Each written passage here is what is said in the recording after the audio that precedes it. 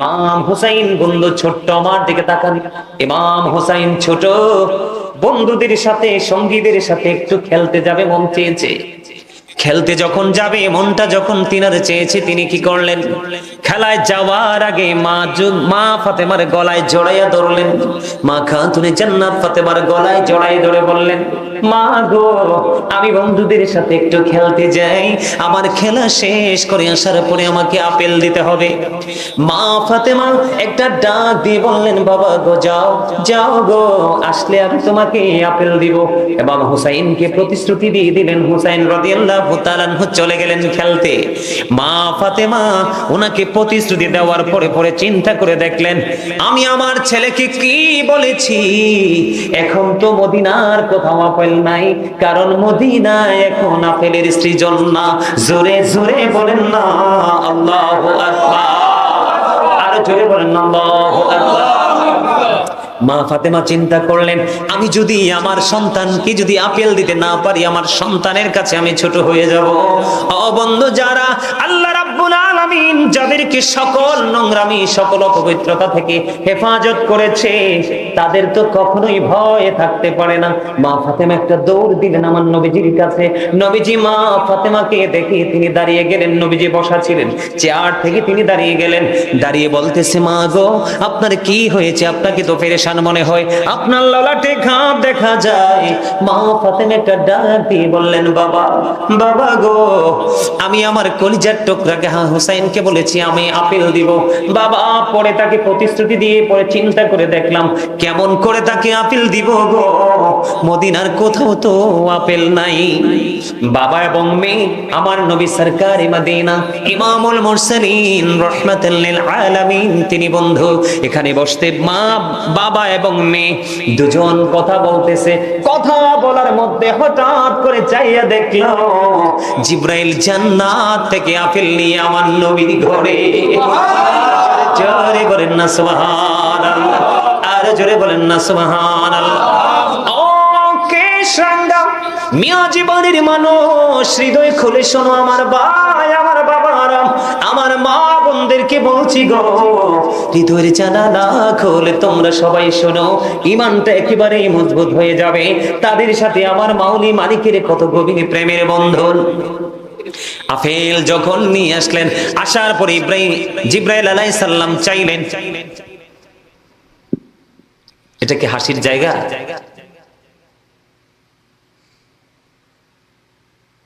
জিবরাইল ডাক দিয়ে বললেন, ইয়া রাসূলুল্লাহ, ইয়া হাবিবাল্লাহ, নবী গো, আমার দুইটা বাটি লাগবে আর একটা চাকু লাগবে। এবার কি করলেন? মা আয়েশা সিদ্দিকা রাদিয়াল্লাহু তাআলা আনহার ঘর থেকে দুইটা বাটি এবং একটা চাকু আনা হলো। আনার পরে জিবরাইল কি করলেন? বন্ধু আপেলটাকে অর্ধেক করে দিলেন, অর্ধেক করে অর্ধাংশ বাটির মধ্যে বসাইয়া আর অর্ধাংশ আমার প্রাণের নবীর পবিত্র হাত মোবারকে তুলে দিলেন। নবীজিকে তুলে দিলেন। এবার আপেল নিয়ে চলে গেলেন। এখানে কিন্তু একটু রহস্য আছে, আমি পরে এটা পুরোটা ভেঙে বলবো। চলে গেলেন, ইমাম হুসাইন চলে আসলো খেলা শেষ করে। মা ফাতেমার কাছে আপেল চাইলেন, মা ফাতেমা তাকে আপেলটা দিয়ে দিল। আপেল খাওয়ার পরে ইমাম হুসাইন একটা ডাক দিয়ে বললে, মা, মা গো, এত মজার আপেল আর কখনো কোনোদিন তো খাইনি, আমাকে আগে কেন গে এত মজার আপেল দেওনি? এই আপেল তুমি কোত্থেকে নিয়ে এসেছো? এই কথাটা বলতে দেরি রে মা খাতুনে জান্নাত ফাতেমা, ওই আমার মা বোনদের যিনি সরদারিনী হবে, মুমিনাদের যিনি সরদারিনী হবে, তিনি ডাক দিয়ে বললেন, বাবা গো, এই আপেল তোমার নানার কাছে আমার মালিক আল্লাহ রাব্বুল আলামিন জান্নাত থেকে পাঠিয়েছে। জোরে জোরে বলেন না সুবহানাল্লাহ। অবর্ণনীয় এক প্রেমের বন্ধু ইতিহাস, অবর্ণনীয় এক প্রেমের গল্প, যা শুনলে মুমিনের চোখ দিয়ে বন্ধু পানি চলে আসে। এমন প্রেমিক ইমাম হুসাইনকে বন্ধু ইয়াজিদ বাহিনী তাকে নির্মমভাবে অত্যাচার করে শাহাদাত করে দিল। এটা কোন মুমিনের কলিজা মানতে পারে না, ঠিক কিনা বলেন? এবার বন্ধু চলে গেল। এবার যখন যখন বললেন তার নানা জান্নাত থেকে আপেল তার নানার কাছে আল্লাহ পাঠিয়েছেন, নানার কাছে চলে আসলো, নানা গো এত মজার আপেল খেয়েছি গো নানা, এখন থেকে প্রতিদিন আমাকে আপেল দিতে হবে। একটা সেকেন্ড দেরি করলেন না আমার নবী, সঙ্গে সঙ্গে জানিয়ে দিলেন নানা গো তোমার প্রতিদিনের আপেলের ব্যবস্থা হয়ে গেছে। জোরে জোরে বলেন না সুবহানাল্লাহ। রহস্য কোথায় রে? আপেল তো অর্ধেকটা নবীজির হাত মোবারকে, কোনটা? কথা বলেন না। আপেল তো অর্ধেকটা নবীজির হাতের মোবারক, হাত মোবারক অর্ধাংশ, ওই যে বলেছি রহস্য, আর অর্ধাংশ বাটির মধ্যে বসিয়ে দিলেন।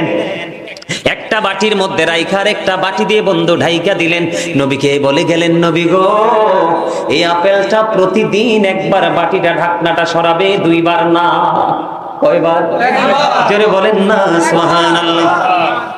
একবার বাটি সরাবে, দিন চলে গেল, রাত্র চলে গেল, পরের দিন যখন আসলো বন্ধু, এবার বন্ধু বাটি সরাইয়া দেখে রে এই অর্ধেক আপেল পুরো গোটা হয়ে আছে। জোরে জোরে বলেন না সুবহানাল্লাহ।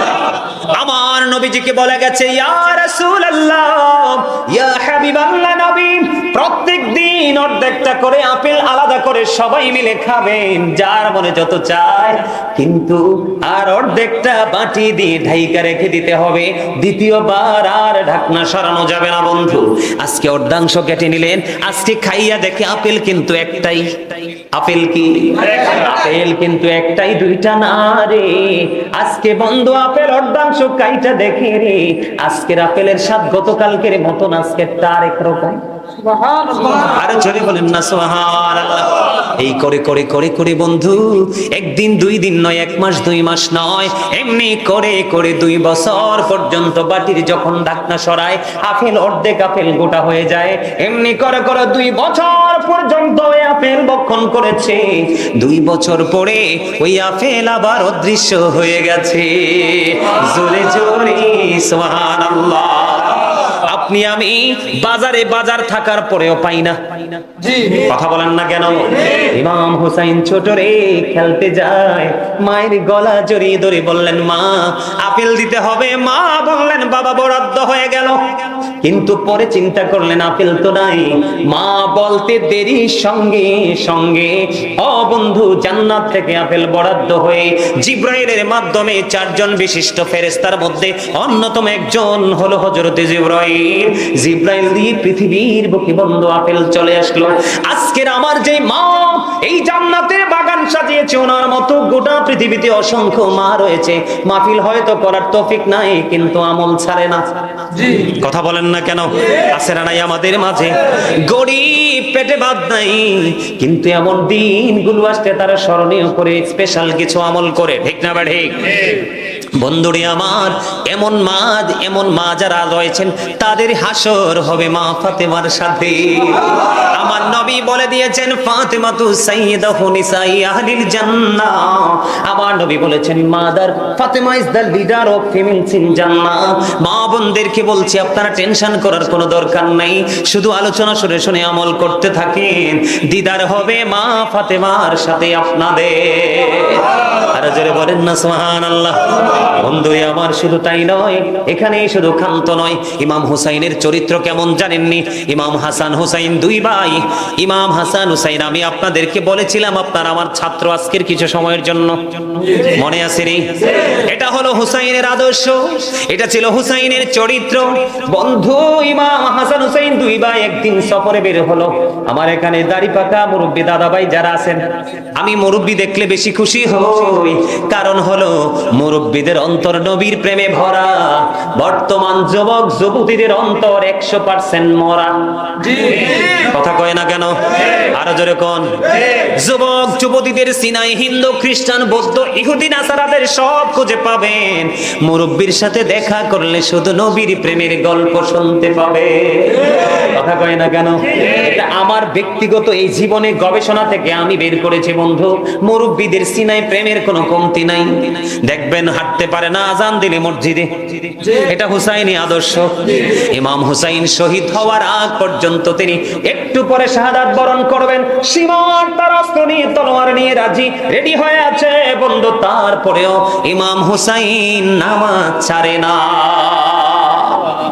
সুবহানাল্লাহ বলেন না, আরো জোরে।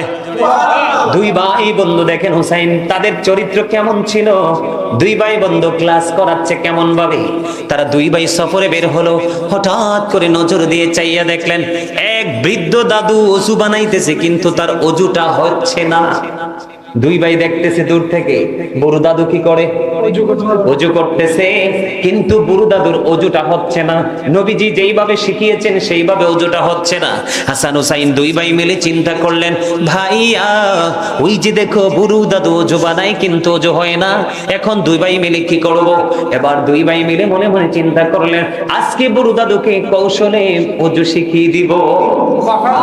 যারা বলেন না সুবহানাল্লাহ।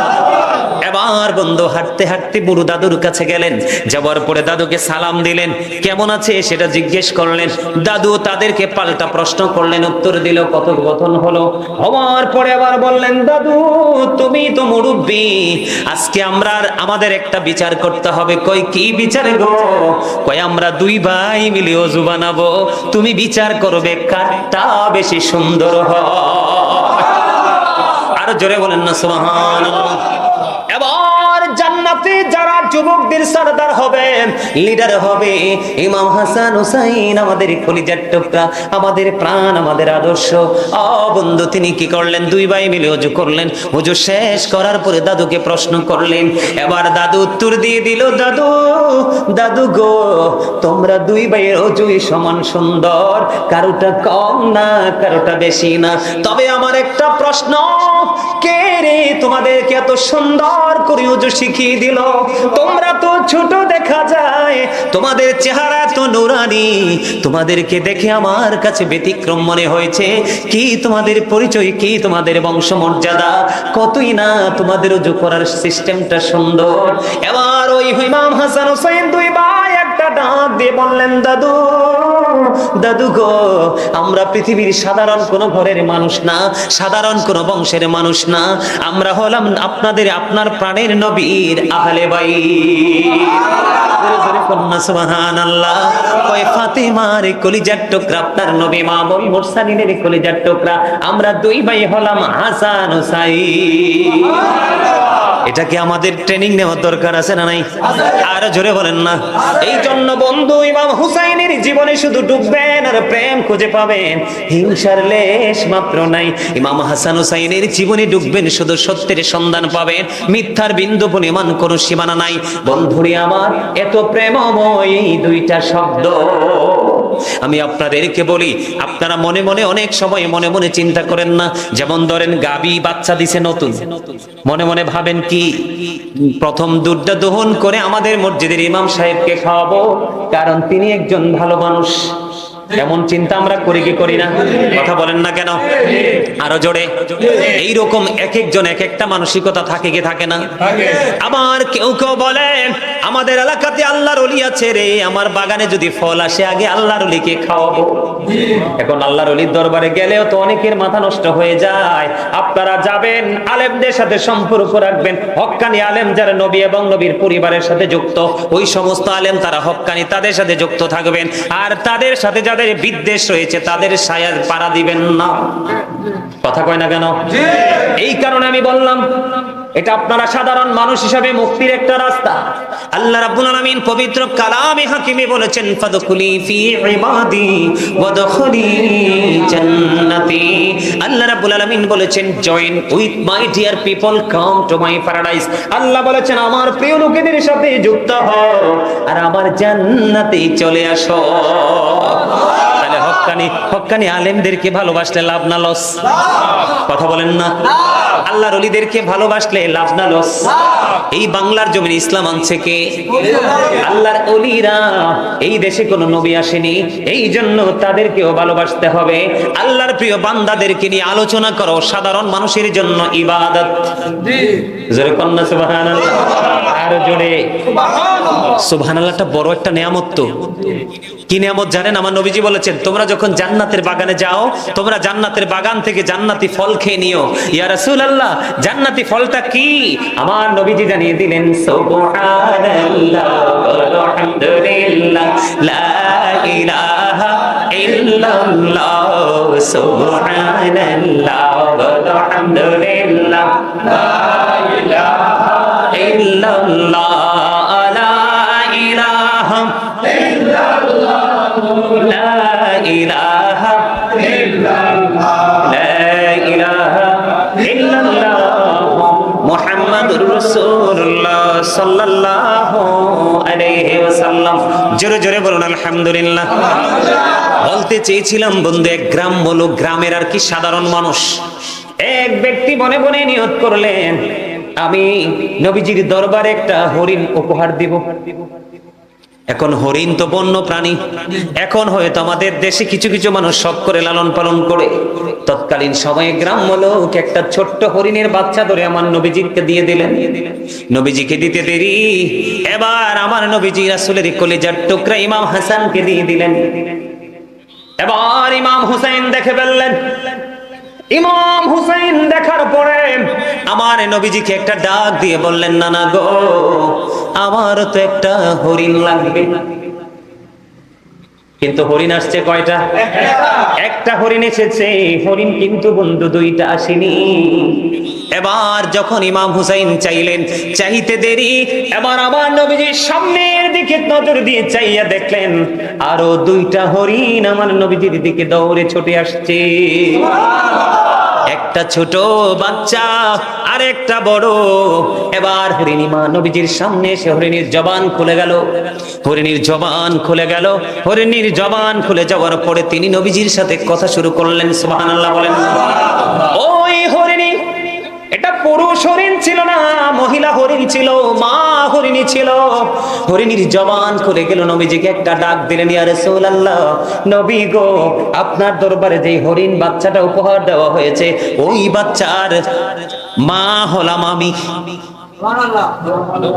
ওই যে একটা বাচ্চা দিয়েছে, ওই বাচ্চার মা হলাম আমি গো নবী। আমার দুইটা বাচ্চা, আমি আর একটা বাচ্চা নিজে স্বেচ্ছায় নিয়ে এসেছি আপনার হোসেনকে উপহার দেওয়ার জন্য। এখানে কি বোঝা যায়? এই পৃথিবী কি আপনার আমার ক্ষমতায় চলে না, মালিকের ইচ্ছায় চলে। হরিণ কি মালিক পাঠাইছে কিনা? ইমাম হুসাইন হরিণ একটা দিলে আরেকটা চাইবে আমার আল্লাহ জানতো। এই কারণে ওই মায়ের মাথার মধ্যে ইমাম আহলে বাইতের প্রেম ঢুকিয়ে দিয়েছে, নিজের সন্তান আহলে বাইতের জন্য কুরবানি করে দিয়েছে। সেই হুসাইনকে আমরা ভালোবাসবো কি বাসবো না? আরো জোরে বলেন, বাসবো কি বাসবো না? হুসাইনকে ভালোবাসতে হবে। আমার জীবন এবং মরণ দুটোই হবে আমার জন্য নিয়ামত। ইমাম হুসাইনকে ভালোবাসতে না পারলে বন্ধু, আমাদের জীবনের সফলতা কোনো দিক দিয়ে আমরা খুঁজে পাবো না। আর একটা মজার বিষয়, আমার দাদা ভাই যারা আছেন, আপনাদের জামানায় আলোচনা বেশি বেশি হয়েছিল, আমি ছোট্ট থাকতে শুনেছিলাম, কিন্তু যখন কিতাব বুঝতে শিখলাম, কিতাবে প্র্যাকটিক্যালি খুঁজে পেয়ে গেলাম। ইমাম হাসান হুসাইন দুই ভাই হাতের লেখা লিখলেন। কি লিখলেন? ইমাম হাসান হুসাইন দুই ভাই বন্ধু হাতের লেখা লিখলেন। হাতের লেখা লিখে একজন একজন করে নবীজির কাছে গেল। বন্ধু, হাতের লেখা কারটা বেশি সুন্দর? নবীজি বললেন, তোমার বাবার কাছে চলে যাও। এবার হযরতে আলীর কাছে চলে আসলাম। হযরতে আলীর কাছে চলে আসার পরে হযরত আলী একটা ডাক দিয়ে বলল, বাবা, এই ফয়সালার জন্য চলে যাও তোমার মায়ের কাছে। মা খাতুনে জান্নাত ফাতেমার কাছে গিয়ে বললেন, মা, মা গো, আমরা দুই ভাই হাতের লেখা লিখেছি গো মা, বিচার করে দাও কার লেখাটা বেশি সুন্দর। এবার মা ফাতেমা একটা ডাক দিয়ে বললেন, বাবা গো, বাবা, আমার কাছে 60টা মতি আছে। কয়টা? কথা বলেন না। আমার কাছে 60টা মতি আছে, আমি তোমাদের দিকে নিক্ষেপ করব। এই মতিগুলো যে বেশি কুড়াতে পারবা তার হাতের লেখা বেশি সুন্দর বলে বিবেচিত হবে। বন্ধু, ভাই ভাই কয়জন? দুইজন। একটা করে নিলে দুইটা, দুইটা করে নিলে চারটা, তিনটা করে নিলে 6টা, চারটা করে নিলে কয়টা? 8টা। কিন্তু আছে কয়টা? এবার মা ফাতেমা ফয়সালা শুরু করে দিল, বাবা তোমরা রেডি হও, তোমাদের ফয়সালা হবে কার লেখাটা বন্ধু বেশি সুন্দর। বলতে দেরি, এবার মা ফাতেমা একটা একটা করে মতি নিক্ষেপ করলো। দুই ভাই তিনটা তিনটা করে 6টা নিয়ে গেল।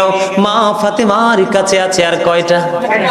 মা ফাতেমা যখন একটা মতি নিক্ষেপ করতে চাইলেন, নিক্ষেপ করার আগে আগে আমার আল্লাহ জিব্রাইলকে ডাক দিয়ে বলল, জিব্রাইল যাও যাও, ফাতেমার আঙিনায় তুমি চলে যাও।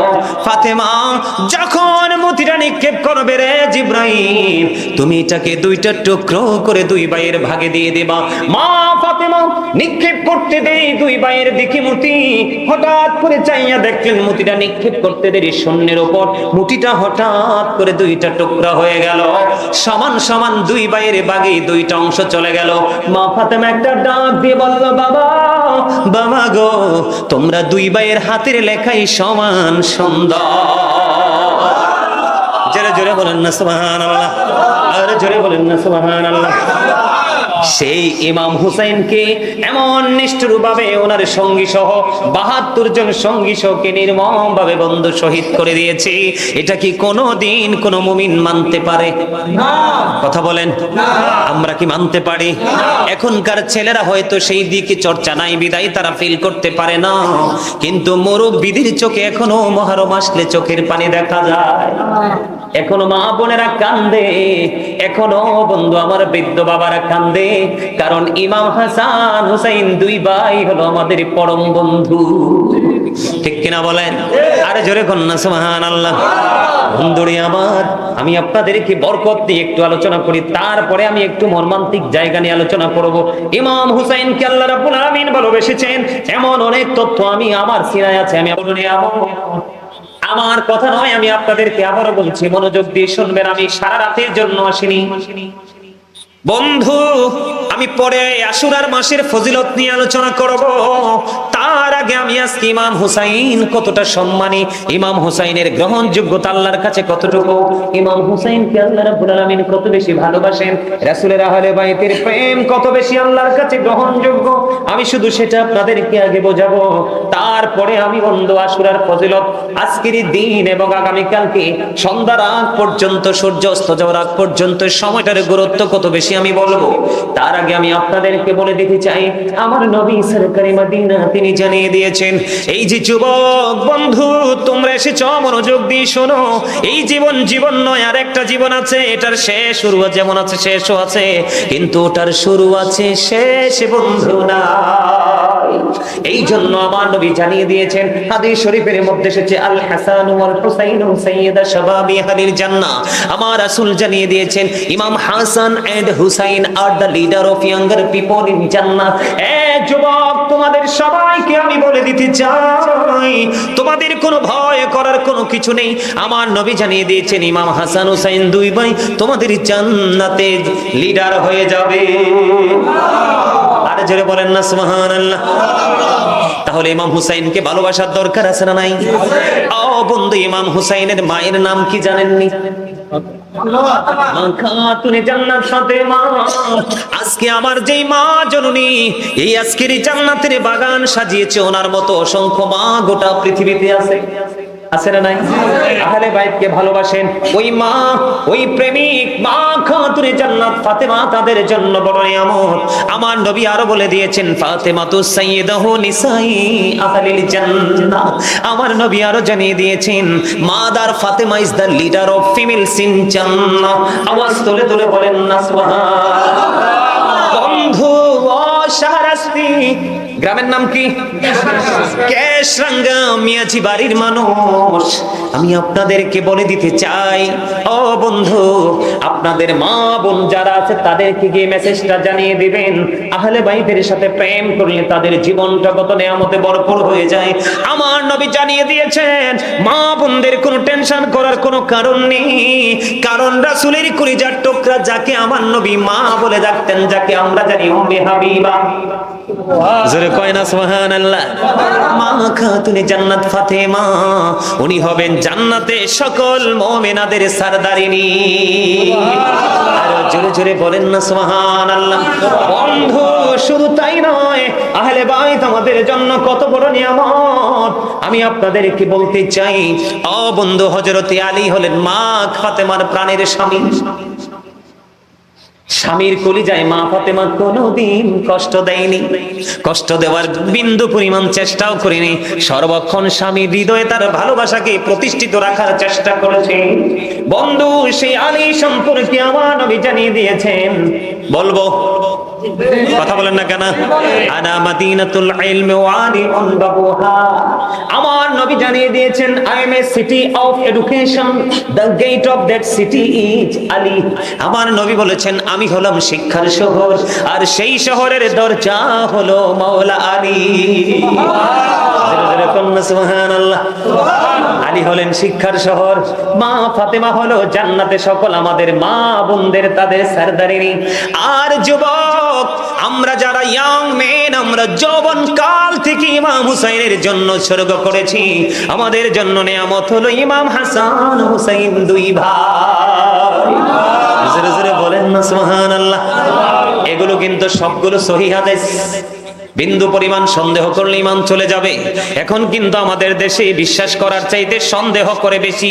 নবীর পরিবারের সাথে বিদ্বেষ যাদের আছে, জি ঠিক না? ঠিক। আরে জোরে বলেন না কেন? জি, হ্যাঁ, না, ইয়েস অর নো, এগুলো একটু স্পষ্টভাবে বলতে হবে।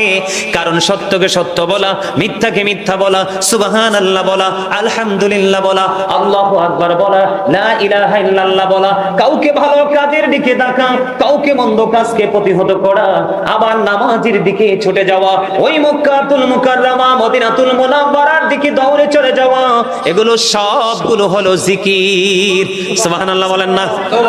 আর জোরে বলেন, আরেকটু মহব্বতে, সুবহানাল্লাহ ওয়ালহামদুলিল্লাহ লা ইলাহা ইল্লাল্লাহ, সুবহানাল্লাহ ওয়ালহামদুলিল্লাহ লা ইলাহা লা ইলাহা ইল্লাল্লাহ, লা ইলাহা ইল্লাল্লাহ, সুবহানাল্লাহ ওয়ালহামদুলিল্লাহ লা ইলাহা ইল্লাল্লাহ, লা ইলাহা ইল্লাল্লাহ, লা ইলাহা ইল্লাল্লাহ।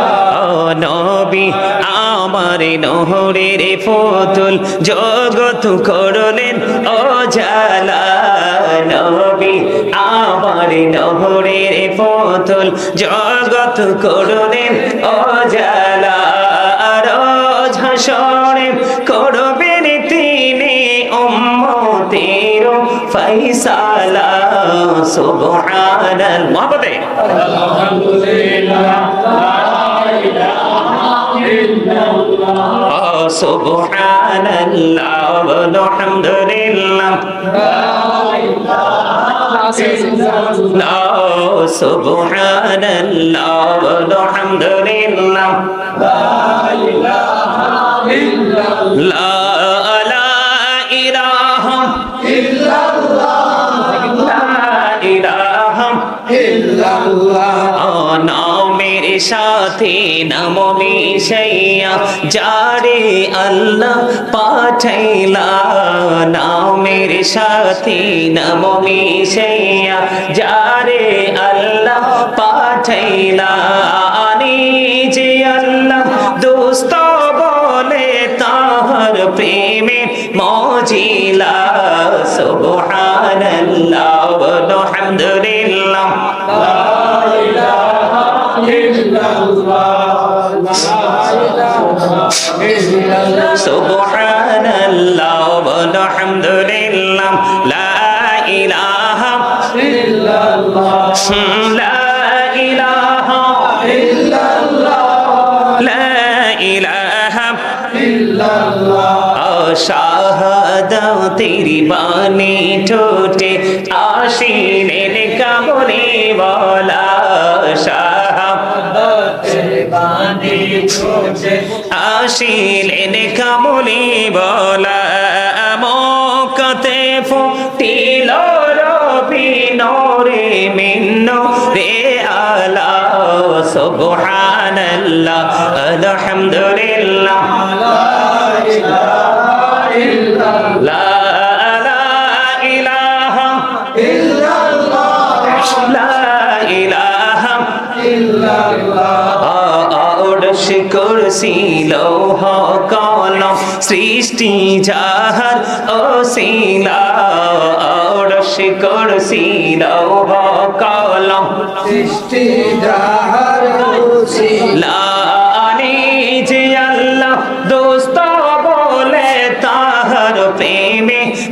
জিলা সুবহানাল্লাহ ওয়ালহামদুলিল্লাহ লা ইলাহা ইল্লাল্লাহ লা ইলাহা ইল্লাল্লাহ মুহাম্মাদুর রাসূলুল্লাহ। জোরে জোরে কোন আলহামদুলিল্লাহ। আর জোরে আলহামদুলিল্লাহ। কষ্ট হয়েছে? একটু কারেন্ট গেছে, শরীরে একটু ঘামছে, কষ্ট হয়েছে? ইমাম হুসাইনের কষ্টের কাছে আমাদের কষ্ট কিছুই না। আর জোরে বলেন, ইমাম হুসাইন রাদিয়াল্লাহু তাআলা আনহুর কষ্টের কাছে আমাদের কষ্ট কিছুই না। 3 দিন পর্যন্ত ফোরাত নদীর পানি পায় নাই, তারপরেও কিন্তু সত্য এবং মিথ্যার লড়াই থেকে একটু পিছপা। এটা কি আমাদের জন্য শিক্ষা না? কথা বলেন। আজকে যদি হুসাইনি আদর্শ আমাদের মধ্যে থাকতো, তাহলে আমাদের বাংলাদেশে কি এত অন্যায়, অত্যাচার, ব্যভিচার, জুলুম কি হতো? হতো না। আমরা কিন্তু ইমাম হুসাইনি আদর্শকে লালন করিনি, আমরা লালন করা শুরু করেছি ইহুদি নাসারাদের কালচার। ঠিক কিনা বলেন? আমি যেই দিকে হাঁটতে চেয়েছিলাম, সম্মানিত উপস্থিতি, আপনার ইমাম হুসাইনের স্মৃতি জড়িয়ে আছে। ঠিক না বে ঠিক? বন্ধুরি আমার, ইমাম হুসাইন কোন নাম না। ইমাম হুসাইন হলো কোল কিনারাহীন এক মহাসমুদ্র। ও বন্ধু, যাকে নিয়ে লেখে শেষ করা যায় না। সারা পৃথিবীর গাছগুলোকে যদি আপনি কলম বানান, তারপরে ইমাম হুসাইনকে লেখে শেষ করা যাবে না। গোটা পৃথিবীর সকল জলাশয়ের পানি যদি আপনি কলমের কালি বানিয়ে দেন, তারপরেও ইমাম হুসাইনকে লেখে শেষ হবে না, ওই কালি শেষ হয়ে যাবে বন্ধু। গোটা পৃথিবীতে যদি যত পেপার আছে, সবগুলো পেপারে যদি হুসাইনকে নিয়ে লেখেন, তারপরেও বন্ধু পেপার শেষ হয়ে যাবে রে। ও বন্ধু, ইমাম হুসাইনকে নিয়ে লেখা কখনো শেষ হবে না, কারণ বন্ধু এটা একটা আদর্শের নাম। ঠিক কিনা বলে? 61 হিজরিতে বন্ধু কারবালা হলো। এই কারবালা হতে মুমিন আবার নতুন করে বন্ধু ঈমানি চেতনা পাইল। মুমিন যখন পথভ্রষ্ট হয়ে যাওয়ার সম্ভাবনা হয়, তখন মুমিনরা ইমাম হুসাইনের চেতনাকে লালন করে তারা আবার সঠিক পথের দিশা খুঁজে পায়। কথা বলেন না কেন? আরে জোরে। আপনারা কি অসুস্থ হয়ে পড়ছেন? আপনাদের এত হাঁটা চলার দরকার কি দিক দিয়ে? আপনারা যদি কথা সুন্দর করে না বলেন, আমি কিন্তু আলোচনার সামনের দিকে এগিয়ে নিয়ে যেতে পারবো না। আমি শর্ত দিয়েছিলাম প্রথমে চুপ, তারপরে মনোযোগ। ঠিক না ভাই? ঠিক। আরো জোরে। আপনারা একটু সামনের দিকে আগায় বসেন, মাঝখানে গ্যাপ রাখার দরকার নাই। গ্যাপে বসে আবার উঠে যায়। সবাই সামনের দিকে আসেন, আমার কাছাকাছি এসে বসেন। বন্ধুরে আমার, আমি আপনাদের সামনে 3টা অপশন তুলে ধরেছি। কয়টা? একটা হলো ইমাম হাসান হুসাইন, আর একটা হলো মা খাতুনে জান্নাত ফাতেমা, আর একটা হলো হযরত আলী। ও বন্ধু, হযরত আলী এমন একজন মানুষ, এমন একজন সাহাবী। মা আয়েশা সিদ্দিকা রাদিয়াল্লাহু তাআলা আনহা একদিন ওনার বাবা আবু বকর সিদ্দিক রাদিয়াল্লাহু তাআলা আনহুকে প্রশ্ন করলেন, বাবা গো, ও বাবা, আমি দেখতে পাই আপনারা যখন দুজন একত্রিত হন, হযরতে আবু বকর এবং আলী, আমি বাবা দেখি আপনার দিকে তাকায় দেখি গো, আপনি হযরতে আলীর চেহারার দিকে তাকায়া থাকেন। কেন গো, কেন গো? আপনি তো খলিফাতুল মুমিনিন।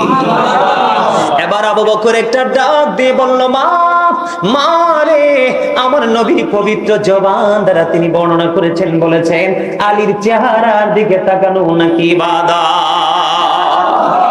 তাহলে তাদের মর্যাদা কত বেশি বোঝা যায় কিনা? তাদের কি গুরুত্ব সহকারে সম্মান করতে হবে। আমি সাহাবায়ে কেরামের মর্যাদা বোঝার জন্য আরো বলি, আপনারা আমাদেরকে, যেমন আজকে যখন আমি আসলাম, আমার দাদার বয়সী, বাবার বয়সী, তাদের সম্মান, তাদের রেসপেক্ট দেখে আমি মুগ্ধ হয়ে গেছি।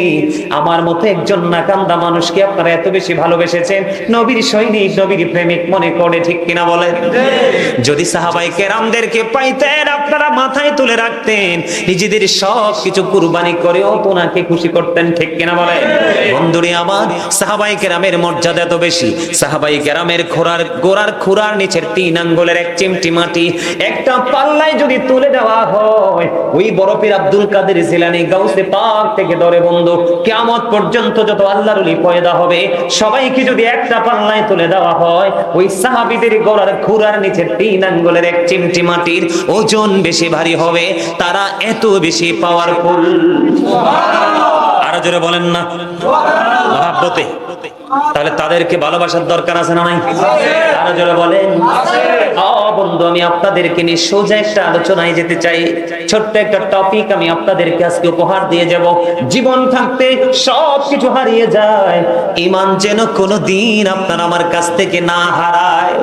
বন্ধুরে আমার, ইমাম হুসাইন হলো জান্নাতি যুবকদের সরদার। বলেছেন কে? আল্লাহ। আমার নবীজি হাদিস শরীফের মধ্যে এসেছে, ঠিক কিনা বেঠি? ইমাম হুসাইনকে, হাসান হুসাইন দুই ভাইকে ভালোবাসার কথা বলেছেন স্বয়ং আল্লাহ। তাহলে আমরা ভালোবাসতে প্রস্তুত আছি কি আছি না? আমি আপনাদেরকে বোঝানোর জন্য বলছি, অন্য কিছু নয় বন্ধু।